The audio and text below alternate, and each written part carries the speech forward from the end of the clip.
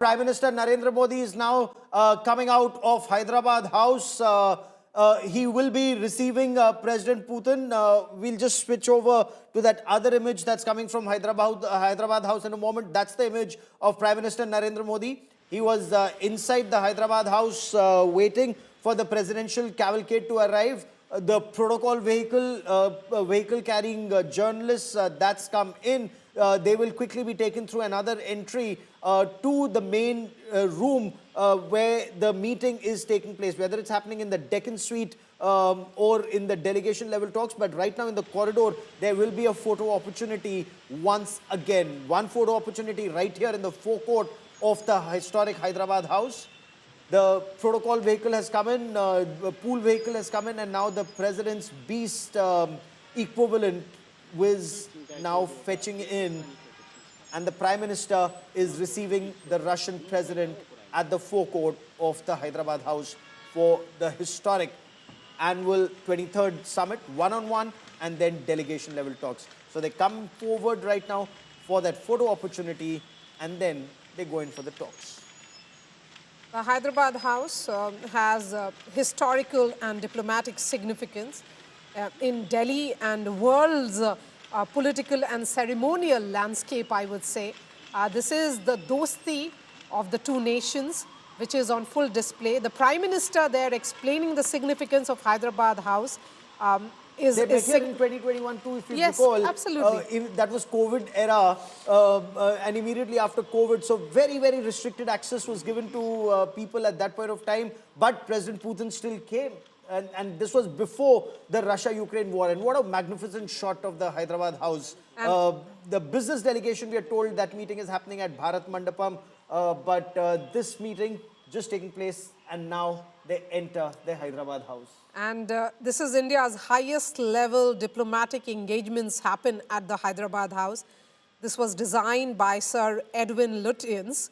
It was one of the grandest and remains the grandest palaces in the New Delhi capital, which is our capital of India.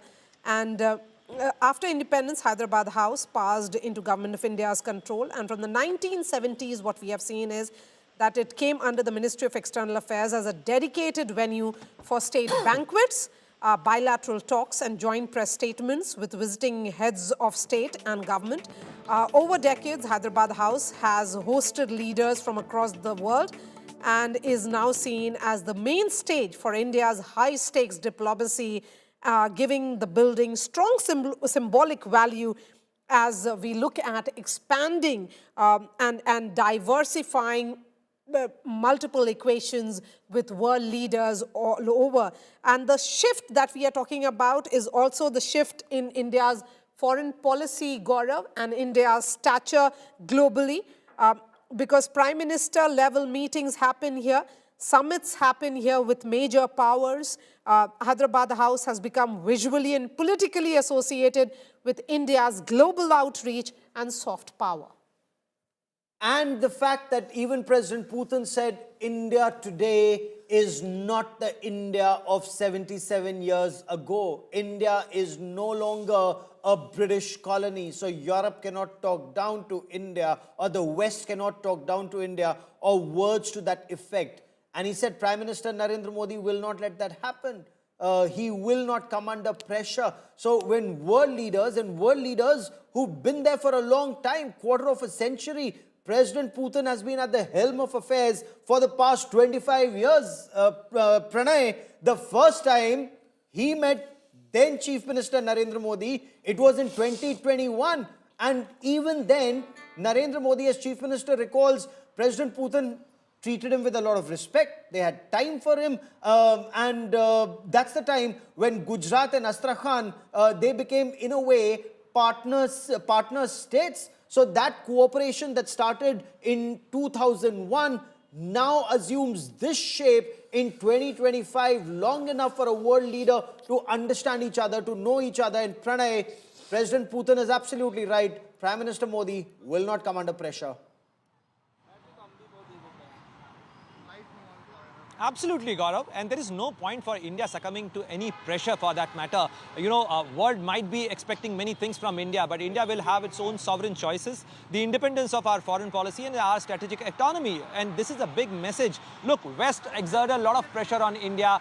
United States expected many things from India, but India always maintained and exercised this strategic choice. And you mentioned about the previous meetings of Prime Minister Narendra Modi and the history of their engagement going back to, say, like 2001, when President Vladimir Putin received the Indian delegation led by the then Prime Minister of India, Atal Bihari Vajpayee, and the then Chief Minister of Gujarat, Narendra Modi, was also part of that delegation. Prime Minister fondly remembered every time he met President Vladimir Putin. There is always a mention about that meeting as well. And if you see, in last 11 years, this is the 20th time both the leaders will be meeting here in Delhi. And this meeting is going to decide many things, because this meeting is taking place after a gap of 4 years.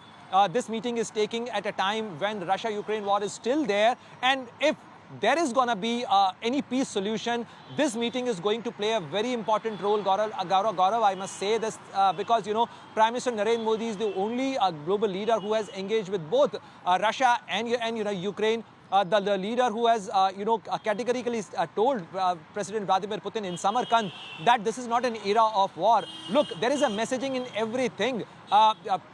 He gifted President Vladimir Putin Srimad Bhagavad Gita in Russian language. Clear message that in Dharmakshetra Kurukshetra, in the battlefield, how are you going to decide the further course? How you decide the righteousness, the justness of your deeds and your work?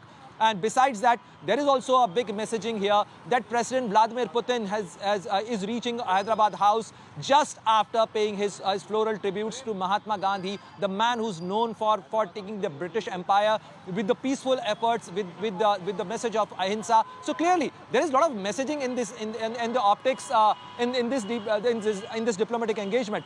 But clearly, there is a lot of substantive agenda on the table for both these leaders. We know that how India and Russia have their own difficulties in the current geopolitics. But look, if India decides the independence, this also actually decides the course of Indo-Pacific.